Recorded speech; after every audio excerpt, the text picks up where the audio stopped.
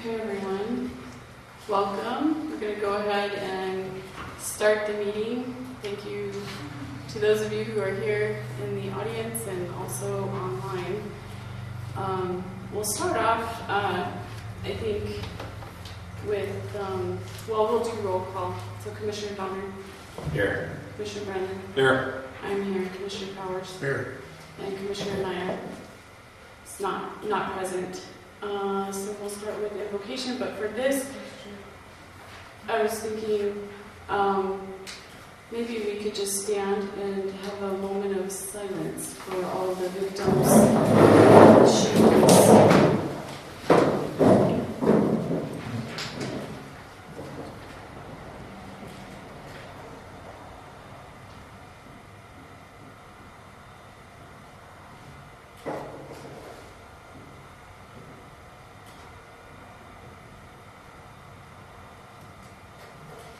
Our thoughts and prayers go out to them and the families and the communities. We'll go ahead and do the Pledge of Allegiance now. No flag. Yeah, Brad Bring it up on the phone. in the car. I think he can bring it up, bring one up.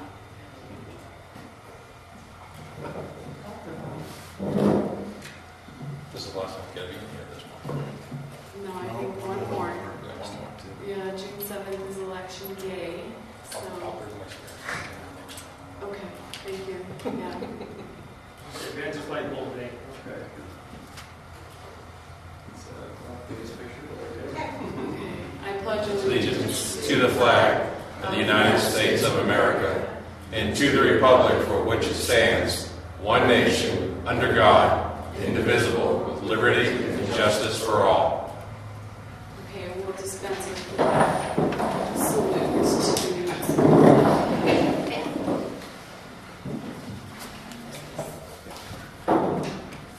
Okay, we need a motion for approval of tonight's agenda.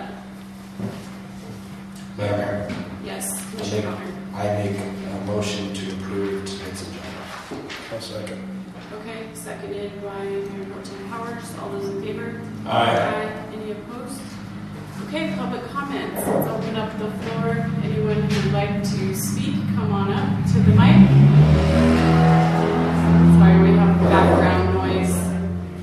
It's a little warm in here tonight, so we have the door open. Ms. Upwards, welcome. Yeah, it was on the agenda. We have a limited personnel matters, and I thought when we went into closed session, it would be required to list what we're specifically speaking about. And we can't hear you, Cheryl. I said, I remember under the last administration, there was a lot of discussion about when we had closed session that we have to list what we're really talking about.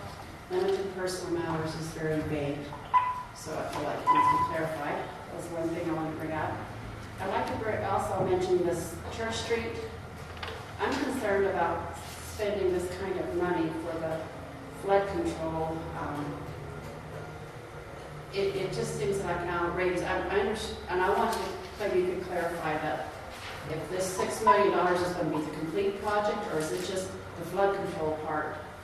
And then we would still have to come up with 25% to match. That's a huge amount of money.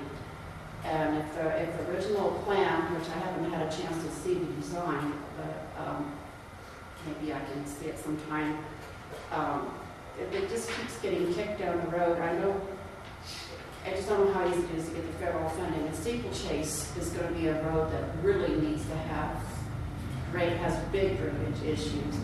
And I'd rather see us be asking the federal government for help with that road. Anyway, that's just my opinion. I hate to see it keep getting kicked down Cook Road. Appaloosa, I've had to miss a couple meetings. I'm behind on being informed that we did vote last year to go ahead and chip seal Appaloosa. And last I heard, that last meeting I was at, that we thought we should ask the state for money for that. But again, we promised those people that we were going to do that road. And I just think we need to move forward on both those roads. Thank you. Thank you. Come on up. Chuck Lee, Fort Rachel Lane, New Mexico. I just want to come and tell everybody that's here that had anything to do with yesterday's event. Good job. I know that Ben had a lot to do with it, and the Parks Director, Mr. Smith, Mr. Scott had a lot to do with it, and all your staff had a lot to do with it. And you guys voted some money, I think, so you had something to do with it too. And I heard nothing but great comments. People were very enthused about it, and I asked them would they come to us when we had it again, and everyone said yes. We honored a lot of people that were deserving, and it wasn't a fun event, but it was a solemn event and a much needed event. We weren't supposed to be having happy faces, but we did, and that's okay, because we had a lot of great veterans there. The other thing I want to just briefly say is I'm ready for you guys to go ahead and start citing or cleaning up some of these problems. We have businesses that are atrociously akin to junkyards. We have residences that are the same. I know you're probably working on this already, but let me assure you that the last council worked on it too. I don't know where the failure was, except I had a member of the judiciary tell me that he had decided he wasn't going to do anything. So I don't know what happened there, but that's what I was told. So thank you for taking the issue up. I know you discussed it a couple of weeks ago, or a couple of meetings ago, and I thank you for that. Thank you. Come on up.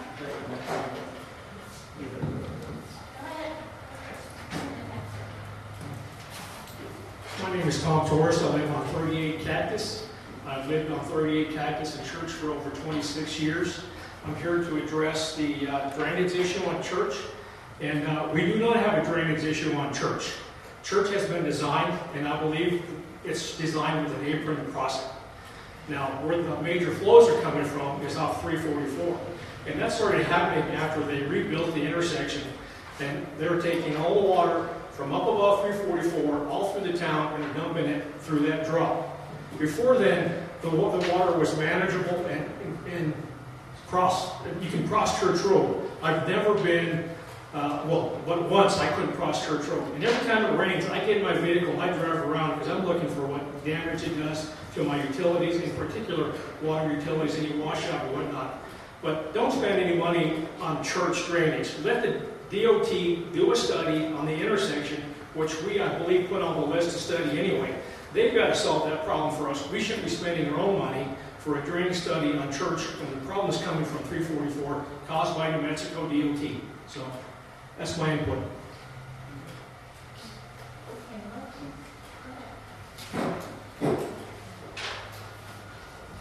Hi, Tom McGill, 12 Buck Road. I also think the event yesterday was just terrific, and I compliment everyone who was involved in organizing that. It was spectacular. I also have questions that I've written about, but for the record, Church Street has two problems. It has a drainage problem and has a flood problem. Each of those should be addressed separately. The drainage problem is trivial. It is water that's coming from the north and south and it meets two individual low points when it gets there, and it makes puddles. Sometimes it crosses the road, and sometimes it doesn't, but the road has to be repaired every time it floods. That is a problem of repairing, of putting in drainage ditches and just using common sense to get rid of the water off the road. That happens often. The second problem with flood, which hasn't happened in the last 20 years, but does happen, and the Bohannon-Houston Drainage Plan specifies where that problem comes from. It comes from, as you can easily see where it comes from. That should be addressed upstream, and I think any very expensive, elaborate fixes should be done with caution, because you can't look God in the face and dare him to screw you up, because the Bachelor Draw is going to, that water's going to come, and it's going to come more as people develop, and it's going to bring things down. So I really want you to be very circumspect when you look at that project and make sure that it's really worth doing, and whether 6,000 people should borrow $6 million to do this, or whether there might be other things. And government money is still our money. So thank you very much.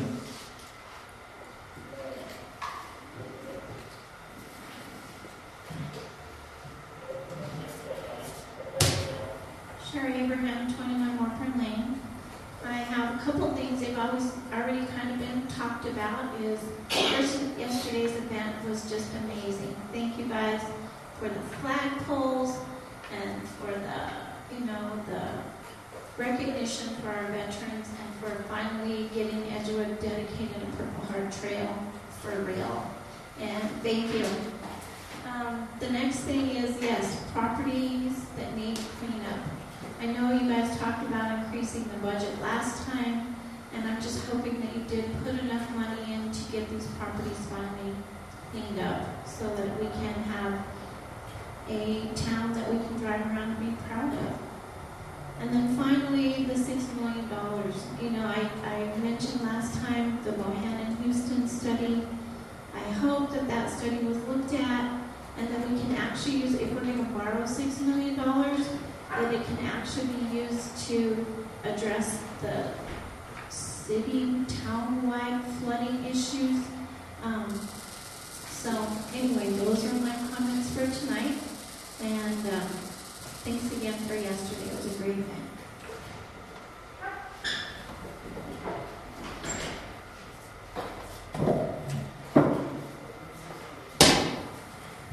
Louis Abraham, 21 Morpeth Lane. I would just like to come up and say thank you for all of the hard work y'all have done in the last 5 months. Previous administration could have never got any of it done, so I appreciate the hard work, the long hours, your dedication to what you're doing. And just remember that team doesn't have an I in it. Teamwork, and y'all are doing a great job. The lack of that, or the addition of that I in the last administration caused you guys to be in office, so keep up the good work.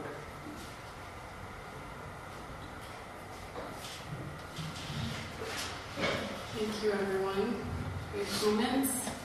And let's go ahead and go online.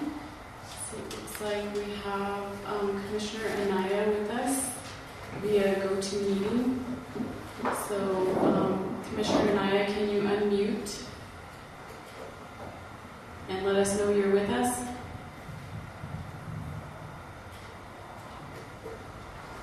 Commissioner Anaya? Hey, Derek. Can you hear me? We can hear you now.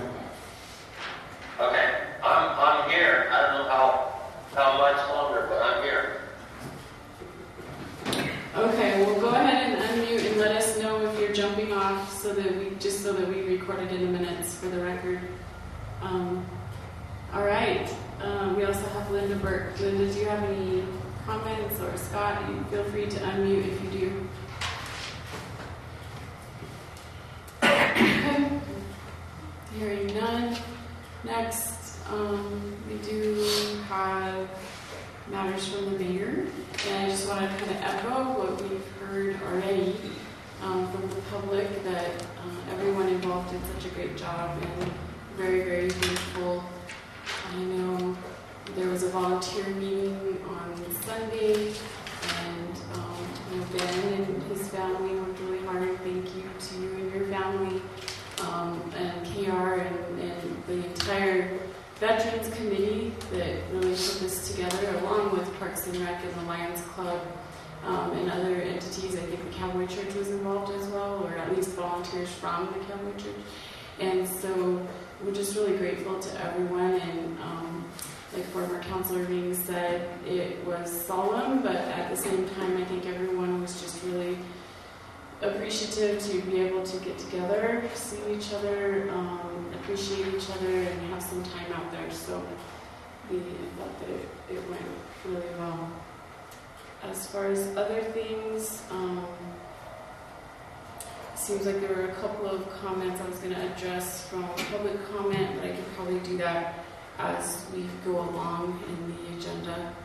So thank you all for being here again. Next, Mayor Pro Tem Powers. Well, I guess I too want to comment on the events of yesterday. It was an amazing event. It couldn't have gone better. I just really want to thank the Parks and Rec Committee. Did a tremendous job putting that together.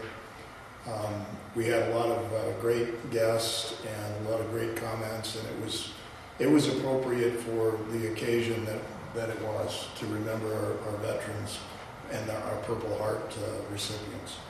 So I just thought it was terrific. If we could run every event that way, I think we don't really have a franchise there. So thanks again to the Parks and Rec Committee and everybody who participated in that and helped out with that. Really appreciate it.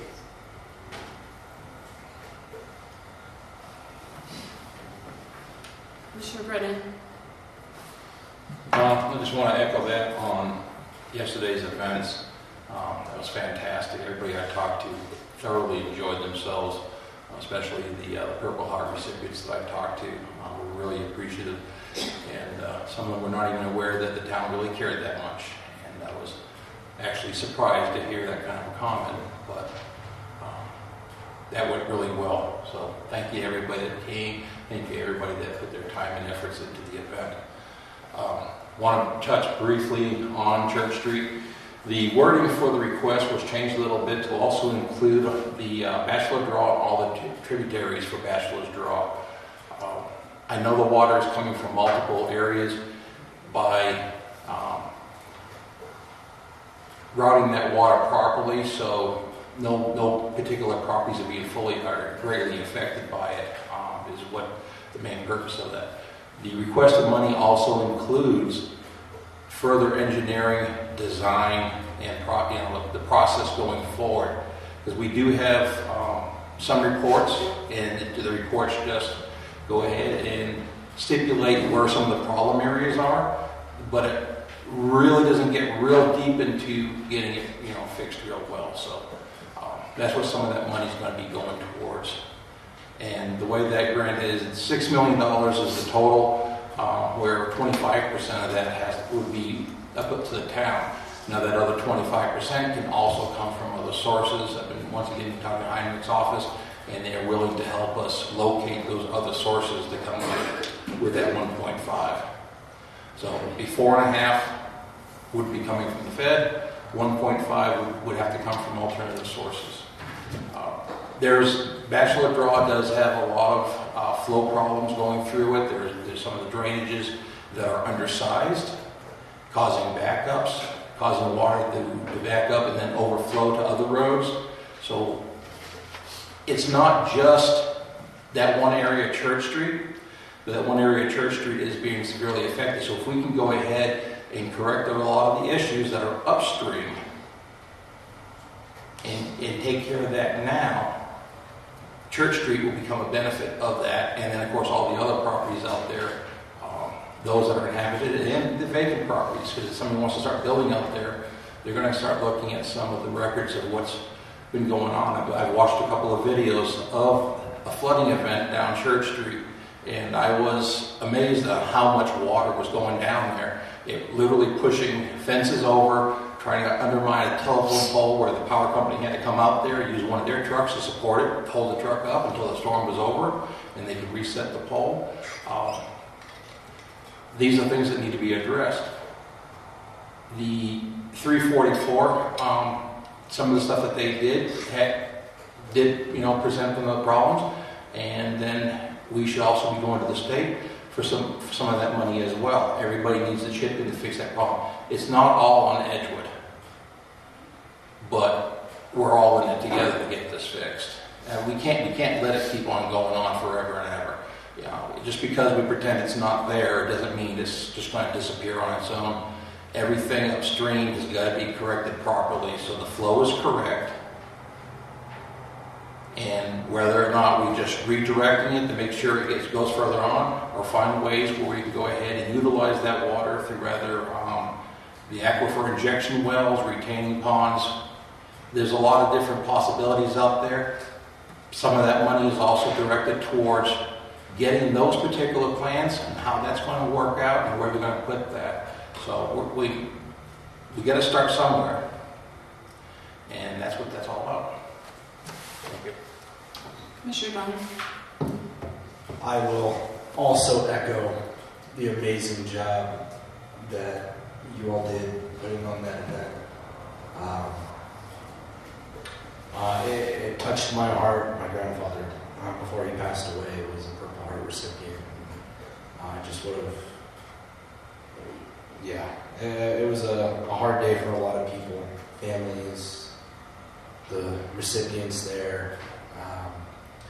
But it was so awesome to see the town come together and just rally around all of those very, very special heroes. So, thank you. Commissioner Maya. Well, first thing I want to say is that the sound is really hard to hear from the video, so I apologize for if I don't hear something correctly. All I'd like to do is just say dittos to the town, the staff, and all the volunteers that put the Purple Heart together. It was a wonderful and beautiful experience, and I know that many people really appreciated that. The dignitaries that were there were very impressed, and again, thanks so much to all the town employees, all the volunteers. I don't think you guys could have done a better job. Other than the wind, I don't know how you would have stopped it, but it was nice inside the shed.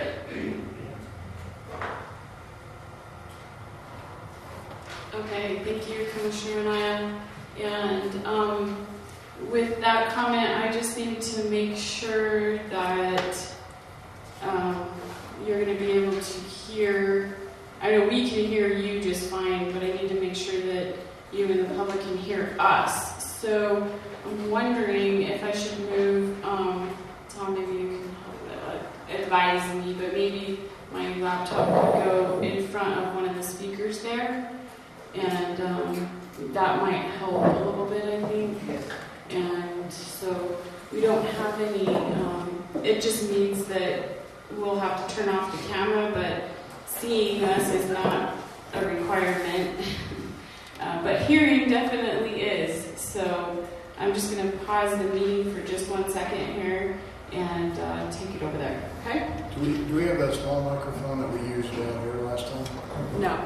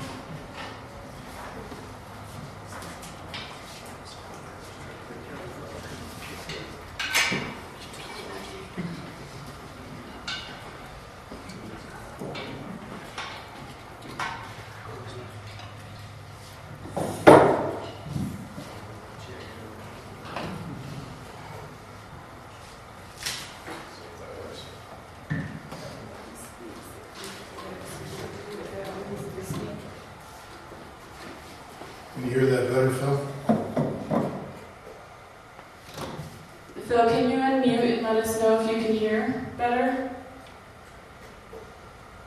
I can hear you. Are you right at the mic? I'm holding my mic. Commissioner Powers, why don't you Okay. try speaking? How's that sound? Okay, it's clear with that. Okay. Thank you, guys. Okay, Thanks. perfect. Just didn't want to have any trouble there. Next, discussion and action items, review and approval of the 2022, should say 23, interim budget to the Department of Finance and Administration.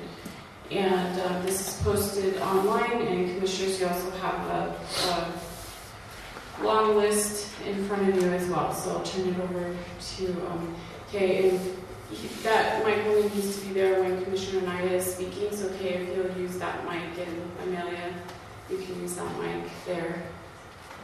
I'll turn it over to you guys. We don't have our clerk this evening, so anything that you guys want to bring up would be good.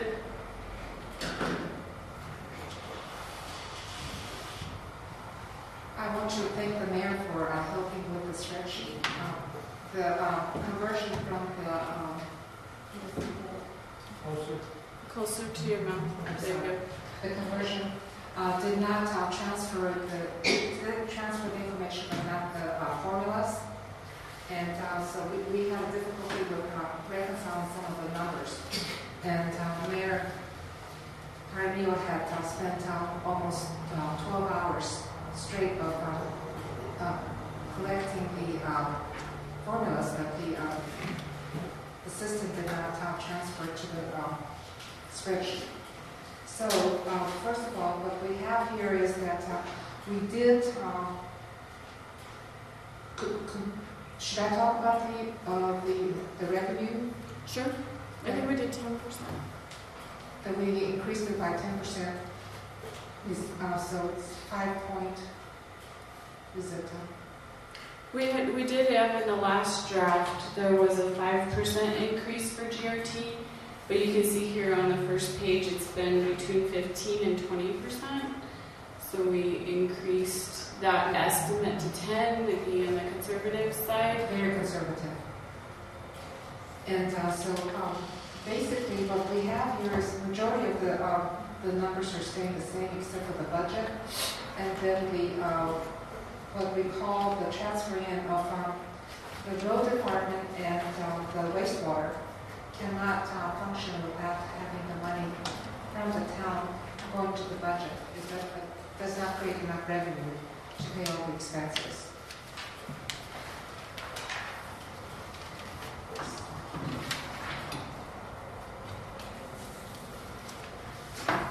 And so we have there's an extra column added where we have in the blue, the interim budget, fiscal year 2023. And then with some of the corrections, we have the revised budget for fiscal year 2023. Sure, it's charging. Do you have any questions at this moment?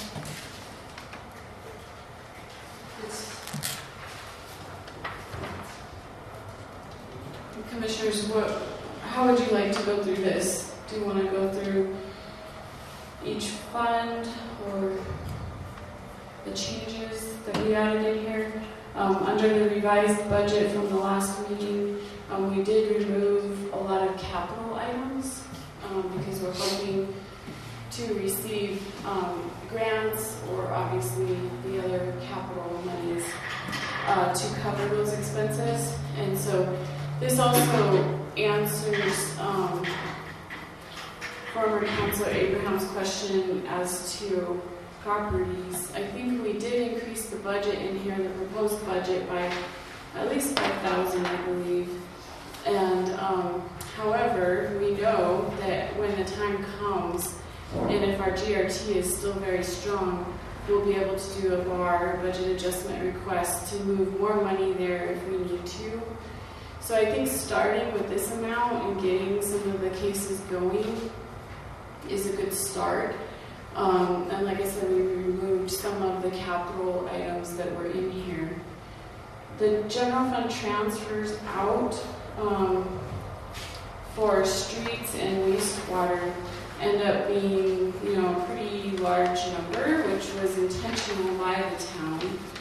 And some of the grants funds in here, I will say, just for this interim budget submission, are not updated completely, but will be by the June submission, the July submission for the final. And if you guys go to page 6 of 72, so on page 6 you'll see where for general fund we have total revenues of $6.3 million estimated. And right below that you can see the transfers that we're requesting to go out for streets and for roads and for wastewater treatment plant. Yeah. Need to check on Okay. Of $589,949. And so those are the transfers in order to get the funds to balance. That's not too bad of a number actually, and is pretty in line with historical costs of the general fund subsidizing those two funds. So it's pretty typical. And like I said, the way that the town was planned was for that exactly to happen with our GRT and bringing business in, but then and also having general fund subsidize the wastewater treatment plant and the roads. So that's general fund. And then I guess if we go down to the very last page, I think that's what I show on the very back, on the last page, 72, there's just a revenue and expense check number. And with everything, added all together, there's just a lot of, so something will be budgeted as a grant and then spent, right? So there's, 12 million here. And so all of these different funds do balance and reconcile. The test will be to get it into DFA's system, which Amelia is going to start tomorrow, and that is going to be submitted to DFA tomorrow. Yes. And the way the system works is that our ENCODE, when Amelia, whatever changes we make tonight, she'll make it in the ENCODE, and the whole thing will transfer into the DFA system.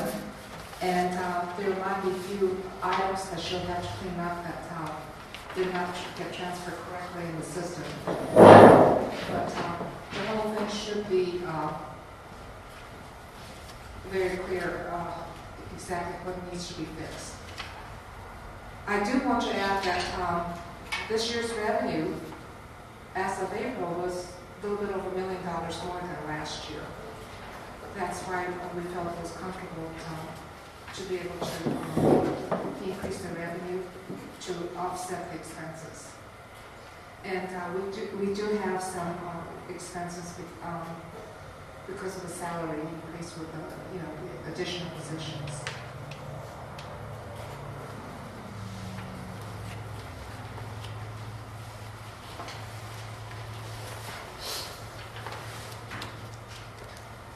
Also, we feel that it is part of the growth factor that we're in. We don't want to be catching up. We want to stay steady with the growth for the support for the town with our employees.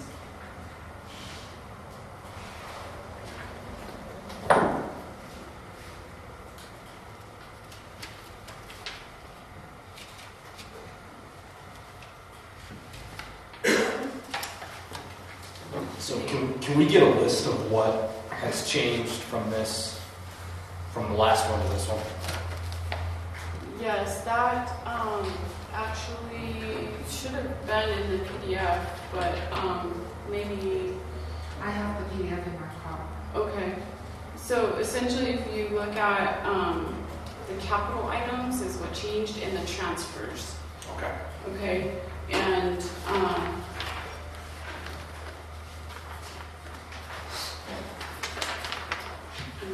All the expenses stayed the same.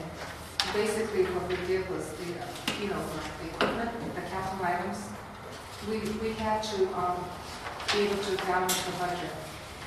And so that we reduced the capital items and the transfer had to be reduced too, because it was pretty high compared to last year. Last year's was really high.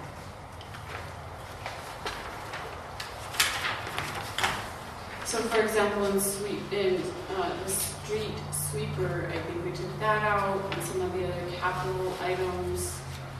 I believe we had to take out the utility vehicle out of Parks and Rec, but we knew that other funding, like state appropriations, could possibly pay for that. So we didn't want to use operational fund. I always think of government funds in two different buckets, really. Well, maybe three, but essentially federal funds or grants, and then your operational dollars, which is like all your gross receipts taxes and other taxes, property taxes. So there's your operational money, and then your federal funds, grant funds, state funds, and your capital money, which is like for buildings and assets and things like that. So you never really want to use your operational dollars that are really hard to come by unless you tax your citizens like crazy, which we don't want to do, right? So you use your operational funds for things like payroll and recurring costs, employee benefits. Those two categories take up the majority of our budget. So that's, to make the budget balance so that we weren't overspending, that's why we had to take out some of the capital items. And those are the ones that come to mind. It's just some of the equipment that we should be able to purchase otherwise with other funds. And we did have little notes off to the side, so Amelia, I don't know if you have those with you still, but anywhere that there were notes off to the side is where I had basically changed things, or you had changed things as well previously. If you want more details, I can pull it up on my laptop. I'd be happy to do that.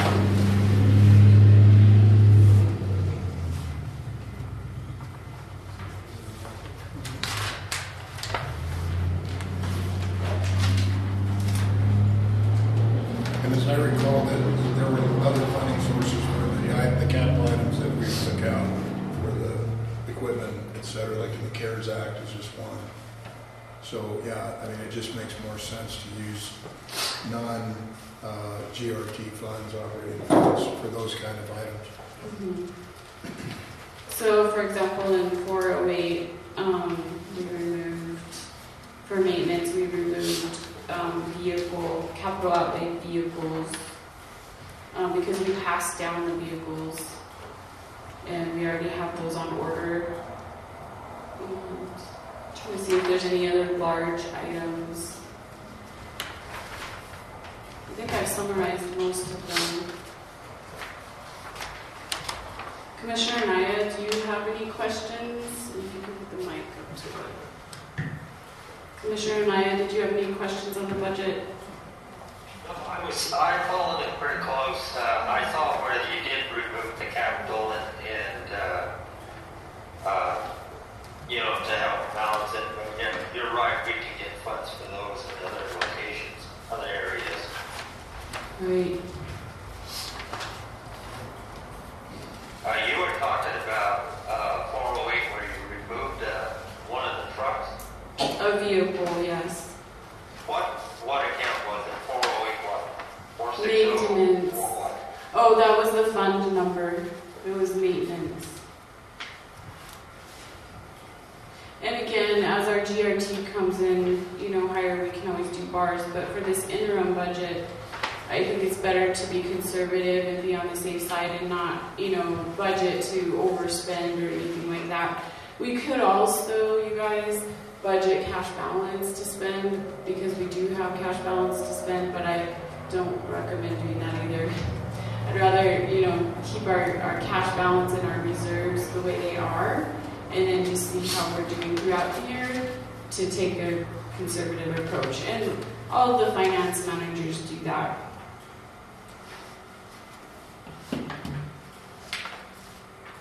And like I said, this is a draft, essentially an interim budget that goes to DFA, and then there is still time to make changes before the final is submitted. So.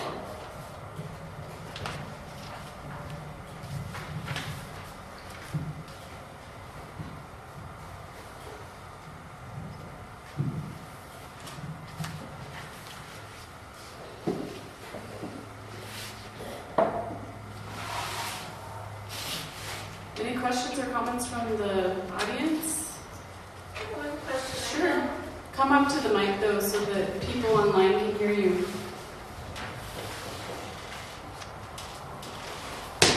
So this is Sherry Abraham again. I know that it was year before last. We had budgeted $60,000 for property cleanups, and we never spent that money. Is it still out there somewhere? Did it get reappropriated somewhere else? Do you know? Did we actually get the whole 60 in there? Because I only ever saw 20. See Amelia shaking her head no. I bet we voted on You did it. with 20? It was 20 and then it bumped up last year to 25. Okay. And again, another 5. Okay, so that money is still available to be used for property tax? Well, Okay. so what happens when they're not, when budget is not used? It just goes into cash balance. Cash balance accumulates unless you use it for something else. And so I think that the PAC administrator at that time didn't. The projects didn't get that far or whatever. So she probably didn't use it all, and then it went into cash balance. So, like I said, we can budget cash balance, and we can also do bars during the year if we see we're doing okay. But for now, having I guess is it 50 in there, 50,000 now is a good start at least. All right, thank you. Sure. What else? Yeah, come on up. Some mention was made of sewer not paying for itself. I'm just wondering, is there any projections that could be forthcoming that would let us know what we have to do to make it payable or make it profitable? How many new businesses do we have coming in? How many do you think we have coming in? I know we have a couple of joint establishments, but I don't know how much water will use. Thank you. Thank you. So that's a good point. I think that enforcement of the ordinance probably needs to happen, as that was not done in the past. I believe we have 8 new businesses, and so that's going to increase our GRT as well. And Manager Davis. Every year we're supposed to increase our sewer charge, and this year we're going to be sending out letters saying that their sewer charge is increasing by 7%. And Can I hear you, Kim? the sewer charge was going to be increased 7% this year. It's part of the ordinance that we have looked at. And so tomorrow when we send the billings, they would know. The problem too is that we need to be able to run more sewer line for the hookups. And we're at a point that we need financing for that. I would just say that we're not in the business of subsidizing people's bodies, and whatever we can do to get those things to self-paying would be great. And I think you folks probably feel the same way, and I think the public does too. I know that is the long-term plan for sure with the sewer system, and getting the capacity fixed is a huge part of it. So that is underway as well, thanks to Commissioners Anaya and Powers. So, yeah. Sheriff Roberts, the budget for P&Z, does that include hiring a code enforcement? Is that salary for 2 people? Just to It clarify? does. Okay, Yeah. thank you. Yep, and actually that's a big part of the cleanup of properties is getting that code enforcement person hired. And so that was another position that had just been neglected and left open, but now there are candidates applying. So we should be able to hire the code enforcement. And really, and I heard on, the code enforcement was actually vacant for quite some time. And so there were, I know that Tim and Tanya, while they were there, worked on code enforcement and had initiatives, there. But there's been so many complaints and a very long list to catch up on. And Tim had to do, or stepped in to do, I should say, once Tanya left about a year ago, I believe it was, well, maybe August. So from August forward, there was nobody in code enforcement. So it's been a long time that really that position does need to be filled. And on Nextdoor app, somebody had mentioned some things about code enforcement, and they suggested that the neighborly thing to do is to go and talk to your neighbor and ask for things to change before you turn them into the government, right? That's what I read on Nextdoor. And so maybe in some cases that happens, but everybody knows that doesn't always work. So I know with Tim and previous code enforcement officers, they go and talk to the people, the owners, the properties. They do everything they possibly can before taking it to some kind of legal action, right? That's the last thing we really want to do. We really want to work with the property owners to give them the resources, the time, the ability. Maybe there's people willing to volunteer, the churches. I've heard of the churches out here going and helping disabled people or elderly people with their properties. And that is definitely something that we can do. But there are some cases where, unfortunately, it just has to go to enforcement action is the way I should put it. So, to address some of the chip seal and paving projects, I believe with all of the funding coming from the federal government that the commission talked about at earlier meetings, trying to get what we can through that federal grants and capital outlay bucket instead of using operational dollars. And since there's so much money coming this way, we have left Steeplechase and Appaloosa on the list as high priority.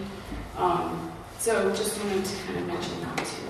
And we know that it was voted on, and hopefully we can get capital outlay money instead. Okay, what else? Commissioners, we need a motion in a second.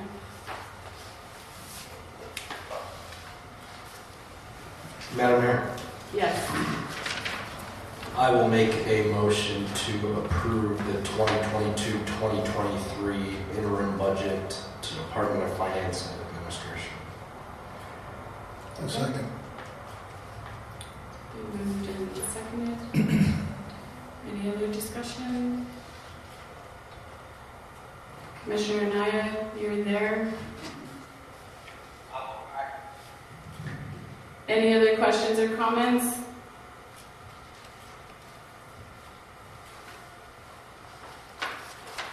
I'm good.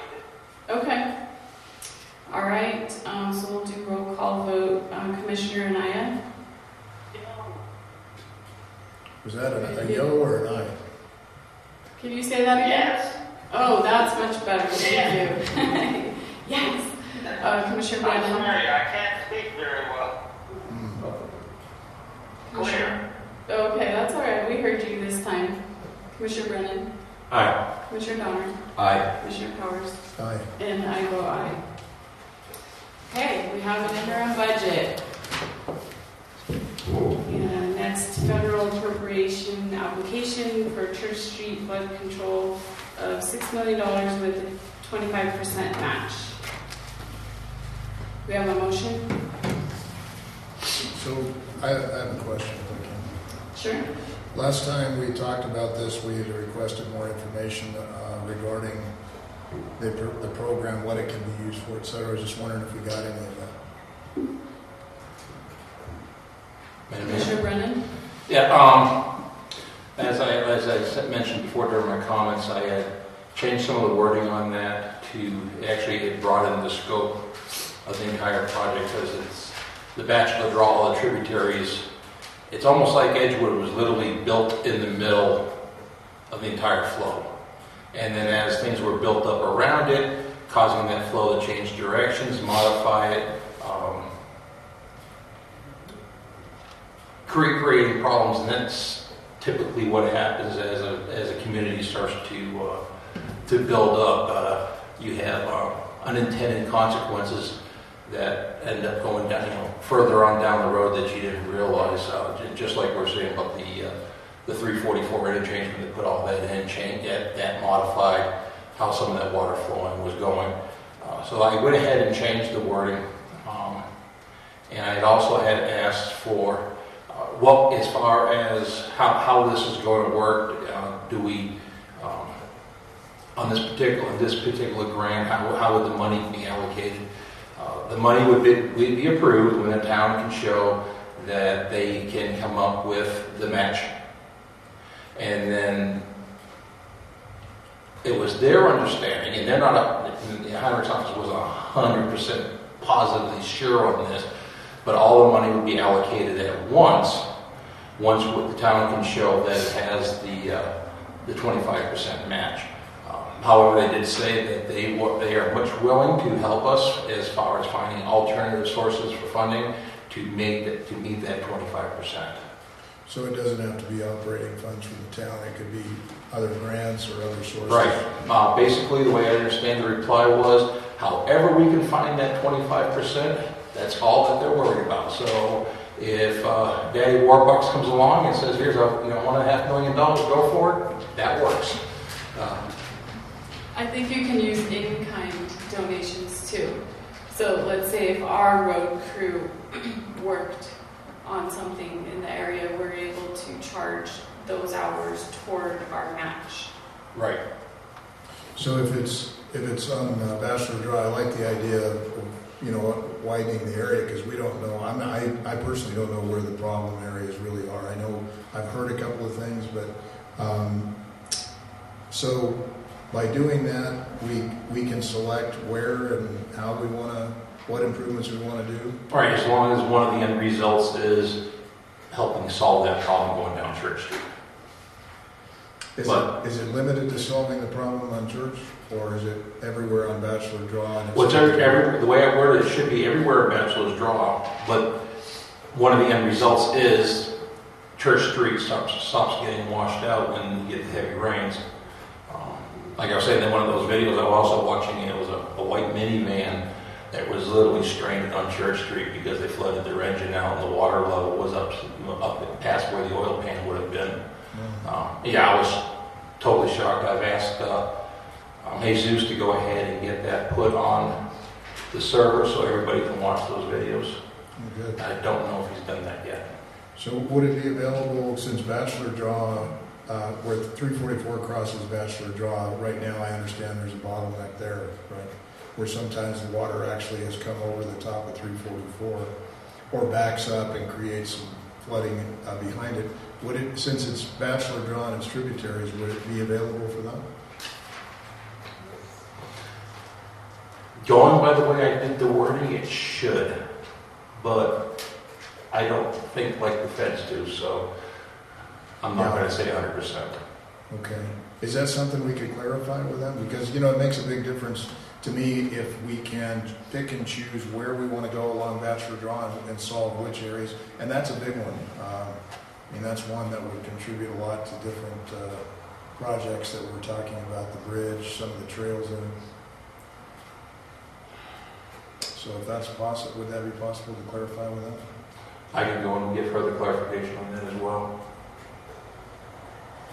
Okay, I think that's all the questions. I think what he's saying is it can be used from Bachelor Draw, anywhere Bachelor Draw, all the way to church. So, Well, you know, like Commissioner Brennan said, you never know how they're thinking and what words mean to them. I mean, we've come into that situation before, so I'd like to have it kind of explicitly spelled out. If it works that way, it makes a big difference to me as to how I would vote. Yeah, I agree. I think I'd like to see it written down somewhere with how we can appropriate the money and where, how it can be used for X, Y, Z or anything along the Bachelor Draw. I'd have to agree with that. do you have the wording? And then on top of that, have you started looking into any of the grants that the state or anywhere else has that we might be able to allocate towards this? I've been starting to look at some of the grants that aren't there. I haven't found one yet that fits. But as I said, their office, the Hendricks office, is willing to help us go ahead and search for those grants to find out where we can get that money. And I'm trying to get a meeting with their office at Albuquerque on the 2nd of June. If you need help, let me know.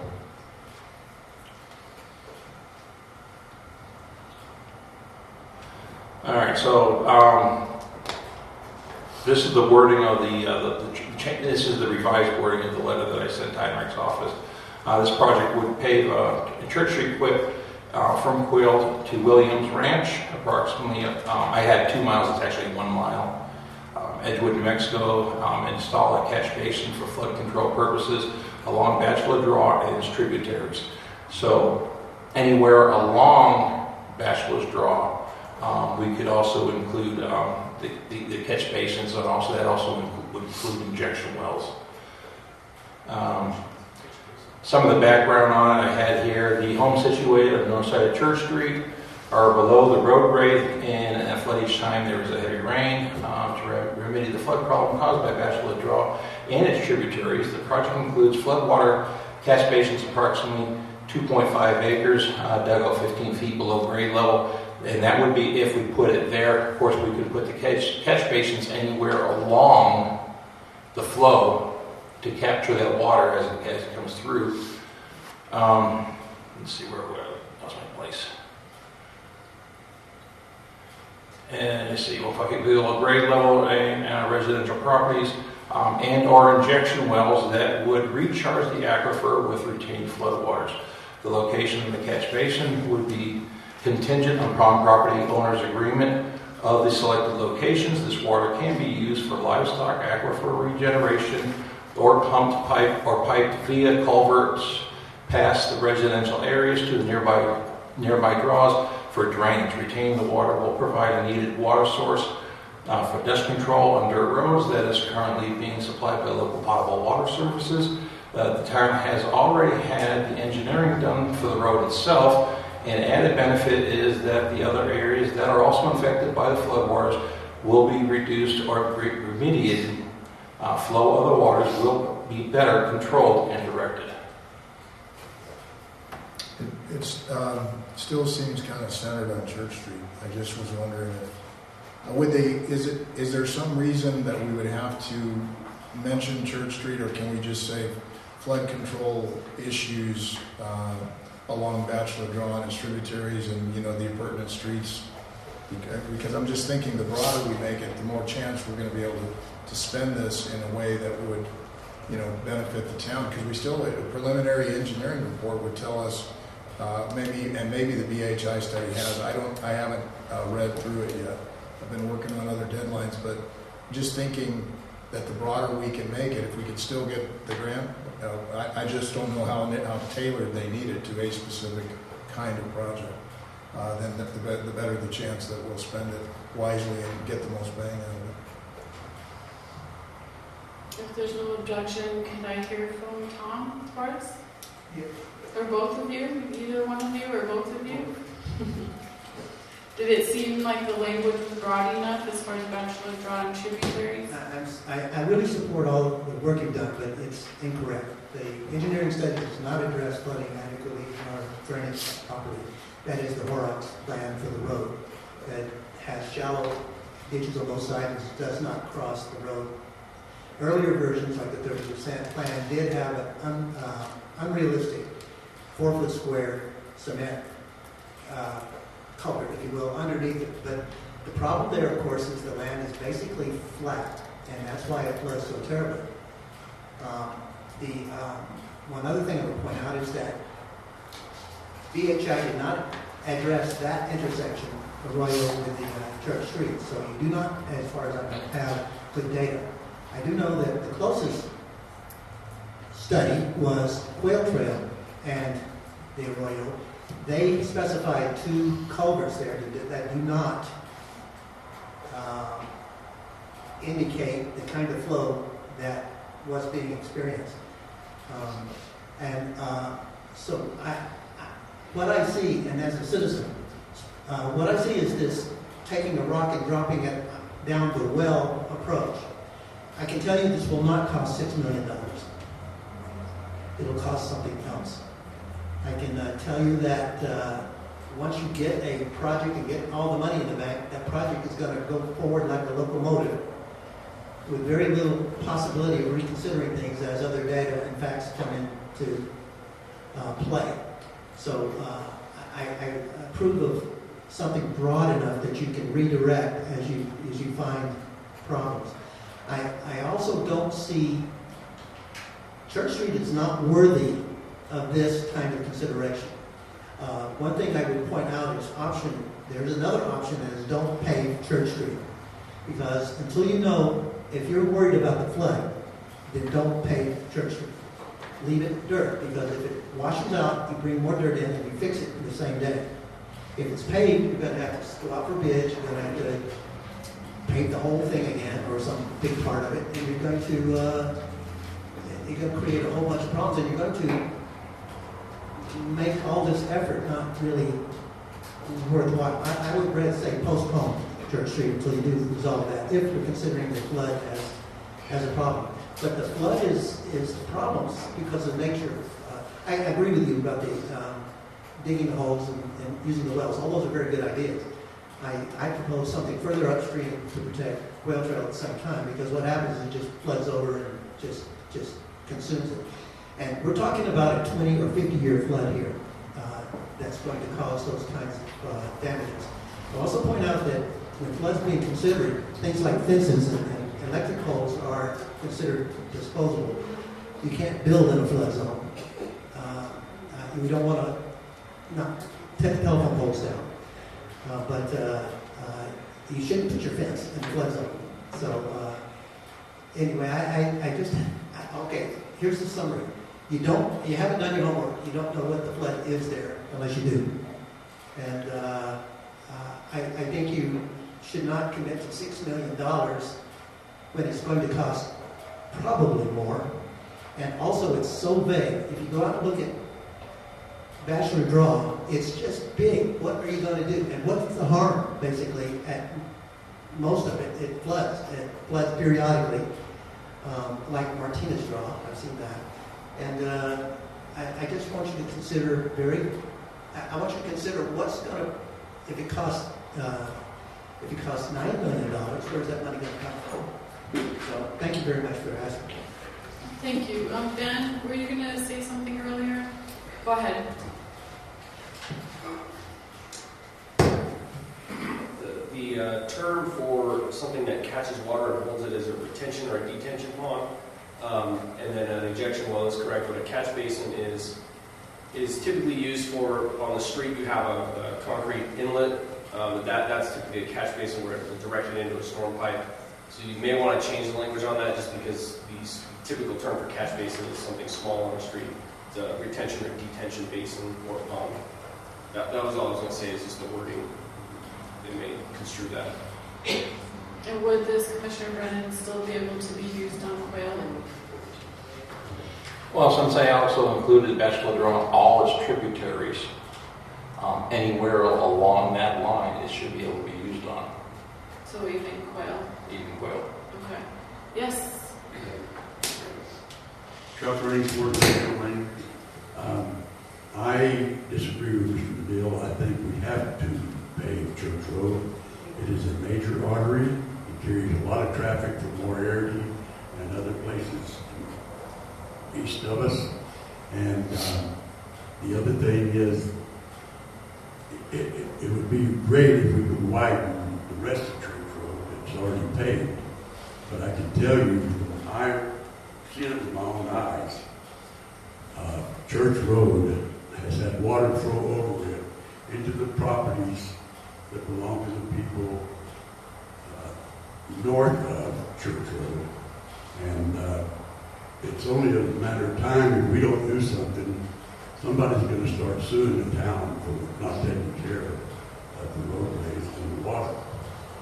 The other thing is, I've heard a lot of anecdotal evidence about Bachelor Draw flooding before it gets to 344 and blocking and running over the road and everything. I have never seen that. I've lived here almost 30 years now. I've never seen that. People have told me they see it. People that I should trust, but I can't even trust my lying eyes. So I would love to have some real evidence, photographs, movies, maps, or whatever, that shows the flooding of that area over a period of time. Maybe it's available, but I've never seen it. You're talking about Bachelor. Talking about Bachelor Draw before you get to 344. Before you get to 344. Okay. Yeah. All right. Thank you. All right. Thank you. I do know you were going to have Jesus have that for the other meeting, so I'm not sure. Is he going to present that? Yeah, I put the, you're talking about for the video? Yeah, video. Yeah, I sent him the request to go ahead and make that available for all commissioners. Okay. All right.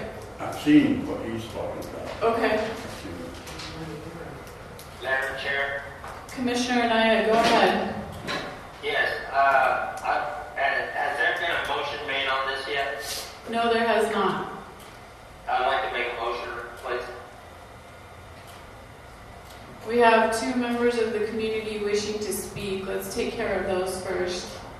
Okay, and then when they're done, Okay, sounds good. Yes. I'm Crystal Riddle, and I live on Church Street. And every time it snows, the water melts, the snow melts, runs across the road, floods it out, floods out my driveway, floods out my property.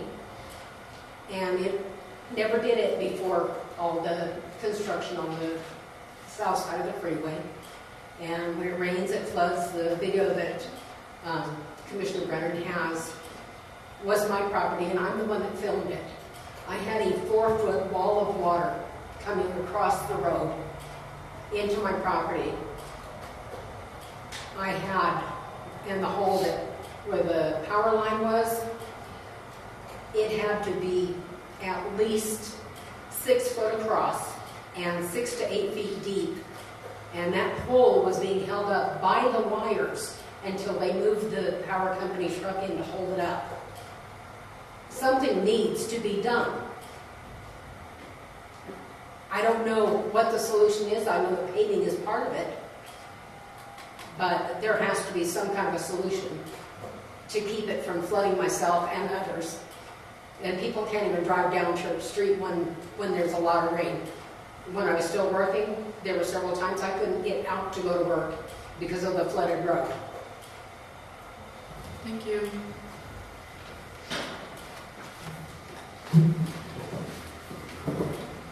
Just one more comment, not church. I'm sorry to harp on it, but it's just been, this town is, before the town was created, the county was going to pave Church Road. 20 years now, church is still sitting here. It is a huge priority. That road is down in a ditch. I mean, basically it's down a hole. It's not built up, and there's, I would think that would really help.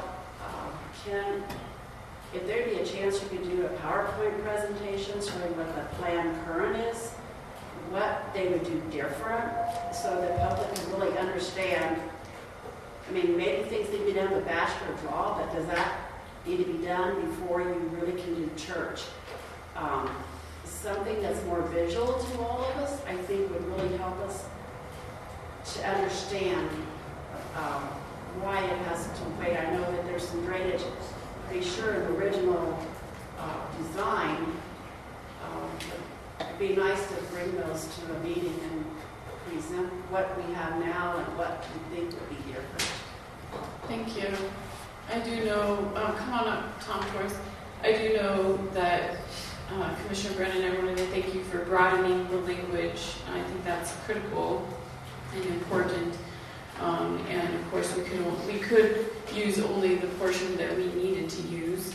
I also think, and maybe Commissioner Powers or I, you could address this, but it seems to me that the engineers for church said that it could be that they did engineer it or could engineer it. It's just that it was going to cost so much more, right?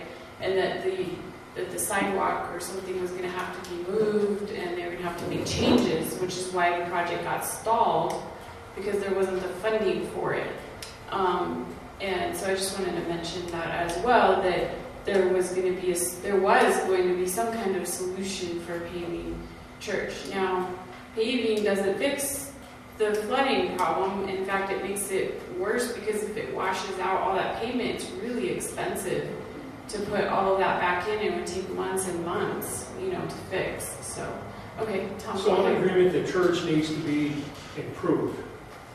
But we're addressing the problem at church when the problem is coming from 344. And actually the problem is between Park and Pinon. It goes through all those people's property before it gets to church. And yet we're going to solve the DOT's problem at church, and we're not solving it at 344. So I'm in agreement that there's a problem, but let's start at the headway where it's coming from, because it really got worse as they put this storm drain throughout the whole town. And that's dumping it, and you're still not solving the Park and Pinon problem with all this water going through their properties, taking out fences. Let's solve it further up. And then if we do that, let's get New Mexico DOT to pay some of this money, or even say, why don't you study this for us and solve this as part of a study for the whole intersection, which has to be rebuilt in the future anyway. And then it's a lot smaller problem at church that we could probably build retention ponds to slow everything down if we can control it up top. Yeah. So would that language include that? Yeah, that's why I brought in the language. So it doesn't say exactly where we would install catching the water or the injection wells. It's just saying anywhere along Bachelor Draw and the tributaries.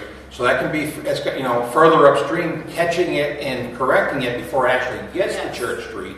Yes. There's still some more engineering that needs to be looked at that, and when I was thinking that, when I put this together, and I may have underestimated. I was using numbers from previous years. I wasn't expecting a 12% inflation rate. That's not going to help us at all. But with the change in that wording, like I said, anywhere along that water line, as we can catch it, redirect it, so it's not going to flood everything downstream, and keep that water going. That's why we went ahead and brought in the language on it.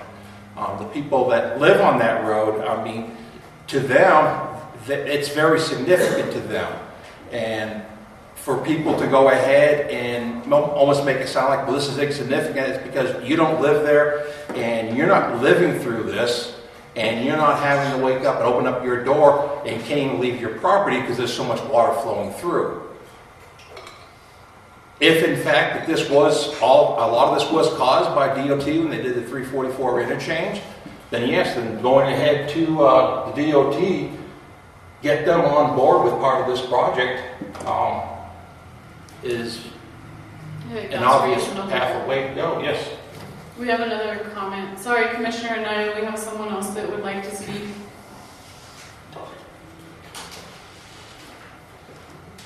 William Bassett. Bachelor Draw never gets near Church Street. They're a mile apart, and there's a hill in between. So don't sit here and try to confuse the two, okay? The water crosses Church Street in two places. It shouldn't cost any more than that mile of pavement you put along on Horton Road there. Whatever that costs, that should pay that mile at Church Road. It's the same show. A mile's a mile. Bachelor Draw is another mile away and has its own set of problems. There's nobody lives along Bachelor Draw. The draw was there and the houses were built, and if they got too close, they got too close. Need to move their house, can't move the draw. I mean, you've got a whole mile of state land there that Bachelor Draw has. It crosses 344, and then it's wide open field. Gets down and crosses Dingle. There's a house or two there, but they got right next to the draw. It's their problem. You can't move the draw. Now these retention ponds and wells, there may be a few empty wells there that you could dump to and not have to drill, but drilling wells costs money, and we're in a 22-year drought. Come on, where's the flood? 22-year drought right now, and there's no end in sight. We shouldn't be worried about a flood too much. Thank you. Okay, Commissioner Anaya. I want to make a motion, please. Go ahead. And the motion that I want to make is to table item B under discussion and action items until further notice of correcting the language on the actual task to read the way that it should read involving Bachelor Draw and all the other draws that need to be fixed under this ask. Do we have a second? I'll second it. Okay, so Commissioner Powers seconds. Yeah. And we'll go ahead and allow Commissioner Anaya any comments. Since you made the motion, you get to go first. Oh, I just wanted to ask. Okay. I don't have any comments to make other than the motion that I made, and Jerry made I believe it was Jerry, I'm not sure. Yes, Commissioner Powers did. Okay, then he made the second. I'd rather just go through a roll call and then let's get this one fixed because it's a good project. It's something that needs to be done. Let's just get the right language in it. Can we have some discussion? You're next, Commissioner Powers, with your comments. So I want to ask a question. You mentioned, Mayor, that you don't have to draw all this money down. Is that correct? That is correct. So we could draw down $1 million of it, match it with $250,000 if we decided to scale down the project or found a more efficient way without spending it all? Yes, that's correct. I'm sorry. So, just thinking about another question regarding that. So this is grant money. It's not a loan, right? Right. Okay. And we can supplement with the 25% that we're required to put up with any source. Could be grants or any source where the money comes from. Okay. I guess Hey, I'm sorry, Madam Chair. Let's let Commissioner Powers finish his comments first. We're kind of taking turns here, and then we'll circle back to you. Okay. It's hard to hear, so. Are you hearing us okay? Because that's important for Open Meetings Act. We can't continue unless you can hear us. I can hear. Okay. So I want to say I really appreciate the work you're doing on this. I think it's going to be. I think it can be something really good if we have the latitude. You can tell there's so many different opinions about where the source of the problem is, how to fix it. Where it's coming from, detention ponds, and et cetera. So I guess what I'm thinking is if we could get more clarification about how to broaden it out, or if we can broaden it out. And then I think we need to look at that issue about the DOT and what they did at the intersection of 344 and I-40 that has contributed to this. So I guess that's my comment. I want to measure twice and cut once. You know, that's what they tell the carpenters. It's a big project. I mean, it's a lot of money. It could be utilized efficiently or not efficiently, and I guess that's what I really want to see, is that it will actually be broad enough, and then we can target in and maybe not draw down all the money if we don't need it. I guess that's my comment. Okay, so for my comments, I just wanted to add that the language has been changed, and that was the language that Commissioner Brennan read earlier from his email to them. And I want to remind the commissioners that the federal government has the deadline of tomorrow or today, so they are probably already putting in this appropriation, would be my guess, until at the last second here we tell them not to. So my preference really is that we allow this to move forward so that we can help the drainage situation in the town without, benefiting any individual, but, taking it from any different areas that might need to be tackled more upstream, right? Because that's important, that it helps the town as a whole. And I think the language that you added in there, from what I'm understanding, is going to be broad enough that we can tackle any problem areas.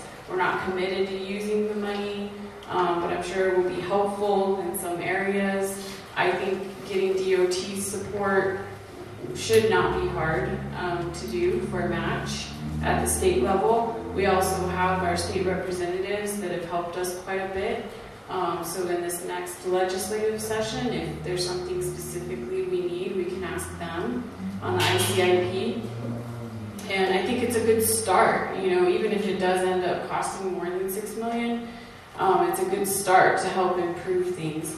I also want to point out that there are many internal controls, what I call internal controls, the checks and balances, before we even spend the money. So the procurements and the RFPs have to come before this governing body. And so that even if this money is appropriated by the federal government, we are in control of what projects we want to go out for. And hopefully the town manager has some expertise in that area and would be able to assist with that as well, and recommendations. The engineers are going to have recommendations to us.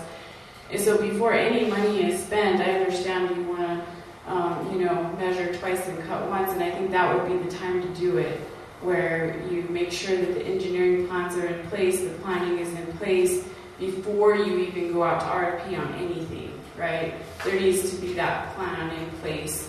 But getting funding is the first battle, because you can't even get the engineering done until you have money to do the planning, right? So that's where I think you're trying to help solve the drainage problem here. And, I would just add that it really does need to be more than just in one area. It's going to come from other directions too. Okay, Commissioner Brennan, go ahead. Well, along with this, we also keep in mind that coming closer here in the near future, there's going to be an interchange over there by Bassett Road and I-40.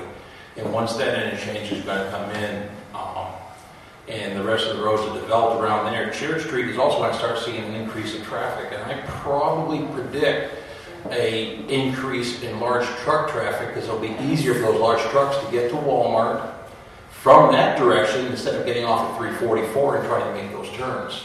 So these are things we have to start looking at in the future. We have to look much further than what we can reach out at right now, because a lot of things are going to start changing. Like I said, once that interchange goes in, there's going to be a lot of changes. A lot of flow traffic patterns are going to totally change. So the more we can plan and prepare for that, the less pain we're going to suffer once it goes in place. And that's one of the things I want to do. And like I said, it was mentioned, Church Street will end up having to be widened. Yeah, it's most likely, and that will be another project we're going to have to go and get money for. And like the mayor just said, we can't do very much planning right now because even to do the planning costs money. And that's what I anticipated with this, is getting some of that money to go ahead and get that planning done and get as far as we can. I am all open to suggestions as far as what the total cost is going to be. Like I said, I did a rough estimate. I am not an engineer in that respect. My field of expertise is electricity. You know, if you want to make something get brighter or run, I'm your guy to take care of that. So,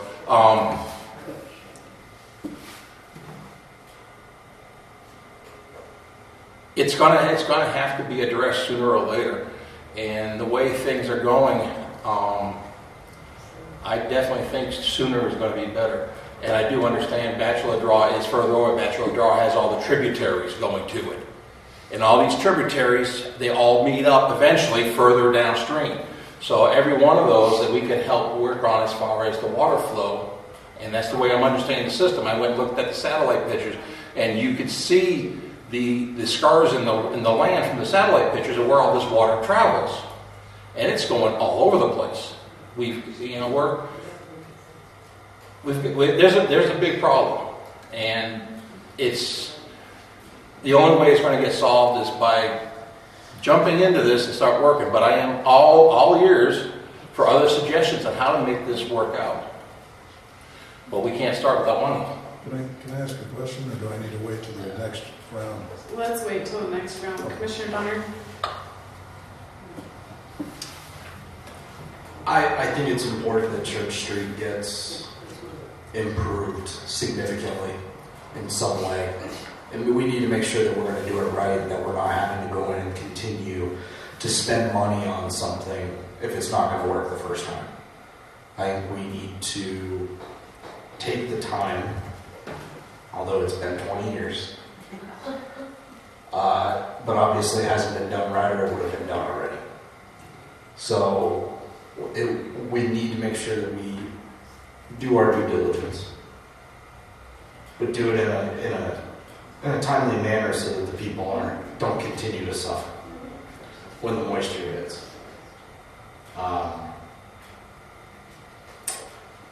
It's a big chunk of change. I have some issues with the wording as well. I think that money can also be used in other high flood areas of the town as well. That's my 2 cents. Commissioner Naya? Can you speak more into your mic?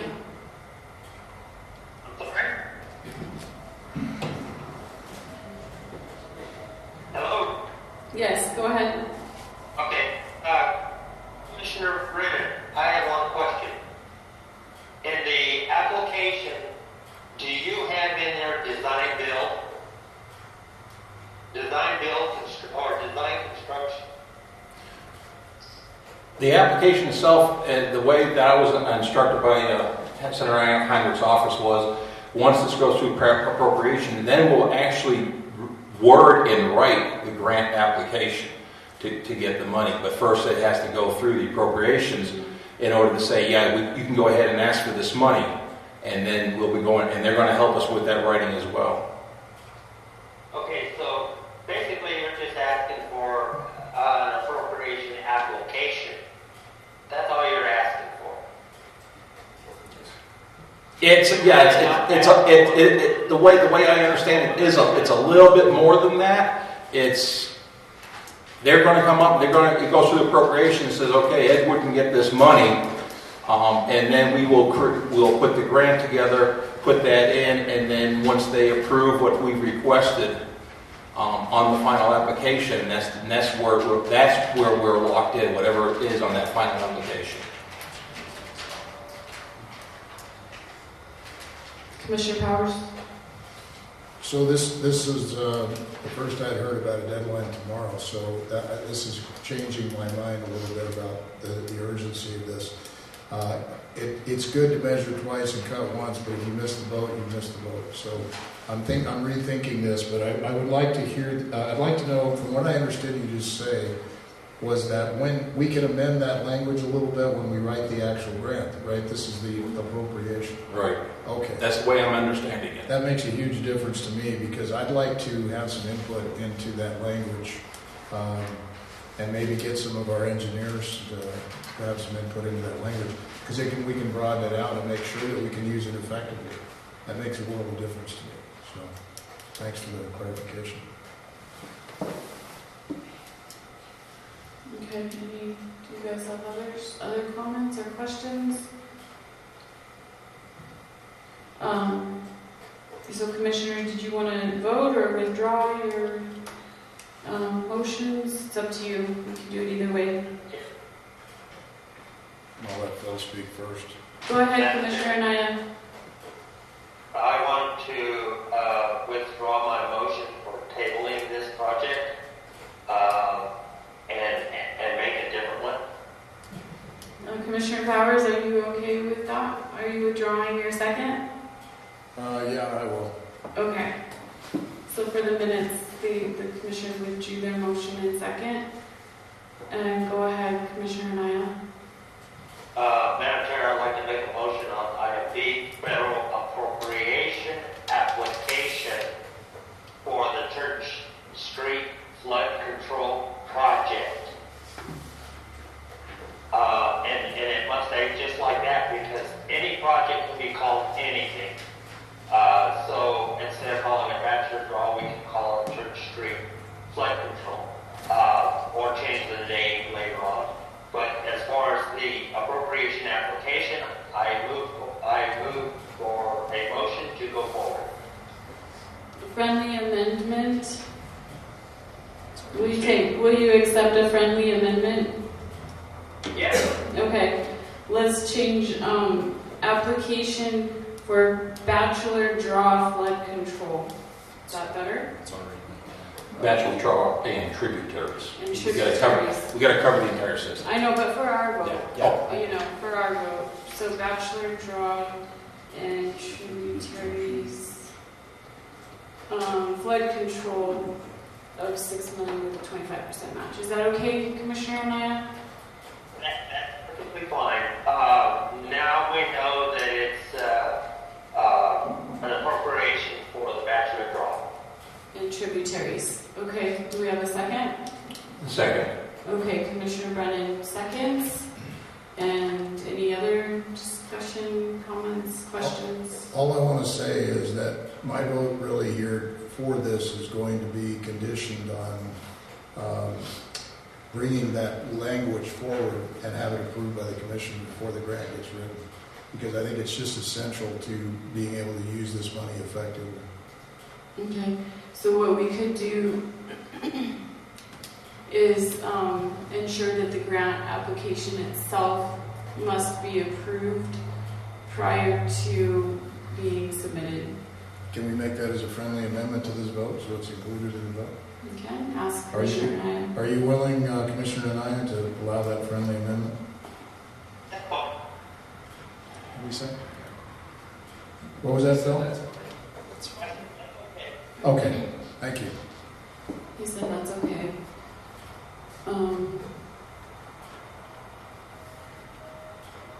So I'll say contingent upon the grant agreement being approved by the commission prior to submission.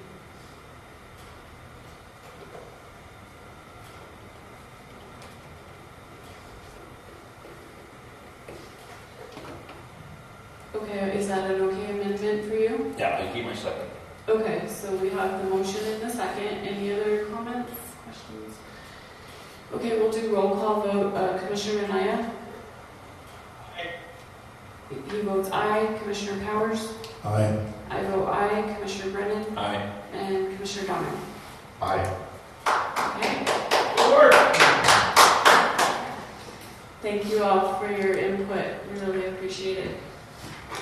Okay, so now we have more input. If anybody wants more public comment online, I don't know, Jerry, can you see, or Kay, can you see if there's anyone online? We do need to check if there's any callers because we have to unmute the callers. I think it's mostly everyone just on GoToMeeting.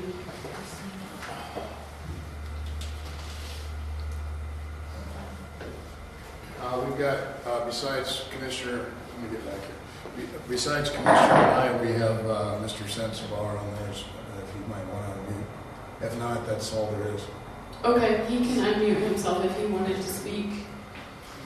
Anyone in here? Yeah, I'll say something. Sure, go ahead, Ben. So you guys are doing the right thing because you're safe here, because the first thing that's going to be done is you're going to hire professionals that look at this stuff. They're going to do a massive drainage study, which you have to pay for. It's not going to be anywhere near $6 million to do the study. That study will tell you exactly where all the problems are coming from, and so that's how all the decisions are going to be made before you spend that kind of money, is off a drainage study. And so I believe what you guys are doing is correct. To move forward with getting some money to do that, to take care of this issue, and then, like you say, you hold all the cards at that point. Once you have the real information with a comprehensive drainage study, then you make decisions on the individual projects to fix the problem. So, Thank you. I don't see a lot of risk, so I agree. Okay, future meetings. Of course, we have our 2 upcoming commission meetings. The idea was brought forward by a member of the community to just go ahead and schedule meetings every Tuesday night, so that we don't have special meetings, just kind of whenever needed, but on a more consistent basis, so they can kind of plan their lives and their schedules and have consistency in our meetings. And since we have so much to get through, and we, for example, the ordinances, we haven't even tackled another ordinance in weeks, so we have to get through those. So I wanted to bring that up to the commission as far as future meetings to see. I'm okay with that. I know that we're working very, very hard toward our goals, and a lot of times we need special meetings for procurement approvals, or so if there was a meeting that we didn't have to have, we could always cancel. But that's just an idea that somebody brought forward, that we get consistent with our special meetings and just have a meeting every Tuesday. So what do you guys think? So you're saying it's easier to have the meetings planned and cancel if we don't need it than to have to reschedule a special? Or just to have special meetings like Friday, Saturday, whenever it is that we need to get something done, right? A lot of times that happens with procurement or deadlines like this, where we have to schedule something. So their suggestion was, you have so much to get through with ordinances, resolutions, hirings, contracts, procurement, just to meet every Tuesday until we get through, a lot of the stuff that we need to get through. And our meetings have been very long, so it probably helped us not to have meetings that go till 10:30. Madam Chair? Yes.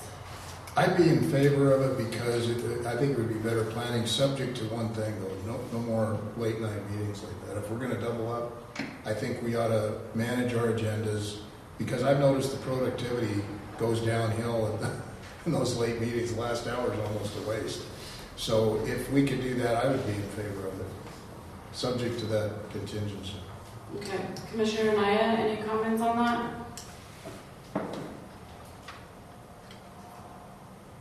No. I'm okay with those. Okay. I'm good. You'd rather have late night meetings? It is what it is. They won't last forever. Unlike the other commissioners, I have young children. Be careful. I have young children, and I also travel a lot for work. So every Tuesday. I don't know if I'm going to be able to make it every Tuesday meeting. Yeah, it's, I'm not so much unlike you. I travel quite a bit. I go to South Carolina, just went to Washington. My son is not yet out of high school. I have plenty of things going on. I have a business to run. So I completely understand. I like the idea for consistency, but I mean, I am not a fan of the late night meetings by any means. I don't think they're productive. well, they're productive because we get through what we need to get through. Yeah, But- but the productivity in the last hour drops enormously from the first hour. So, I guess we'll go ahead and do that now temporarily. Just start scheduling special meetings every Tuesday, 6:30. And of course, with early voting and then voting, we can't get the commission chambers back until after June 7th. So, Can we make this starting in July? that's a good question. Well, then you're skipping a whole month, right? My June is packed. So is mine, but my July is too. What do you guys want to do? I wonder if there's any way we can accommodate you in some way. I mean, even if you don't show up, we're going to have a quorum, you know that, but we'd rather have you at least phone it in or get your input in somehow. I don't know, does that help? If you can do it on the go-to meeting? Possibly. At least make it possible, you know, where you don't, it's not so difficult with your travel. Yeah, I usually end up having to do the go-to meetings from my hotel room. I just don't know if when I'm out of town. I'm on this coming month, July. I can move some stuff around, but I've got some late night dinners and stuff out of state that I have to attend. Well, let's plan for them, and then let's see how it goes with you. And if you want to give your input early or something like that, we can do that too. You can always give your comments to Kay as an example, right? Okay, so we'll plan on that. Good suggestion. Future agenda items, is there anything you guys want to ask for now? No? Okay, and then closed session, we are going to forego this per my discussion with the administration earlier, before the meeting. I do believe that the reasonable specificity needs to be there and full transparency to the public. This limited personnel matters is relating to town manager and town clerk candidates is what that related to. But as I mentioned before the meeting started, that's something that needs to be a little more detailed than just listing out the section of the statute. So, we will forego our closed session and adjourn. Anything else? Thank you, everyone. Have a good evening.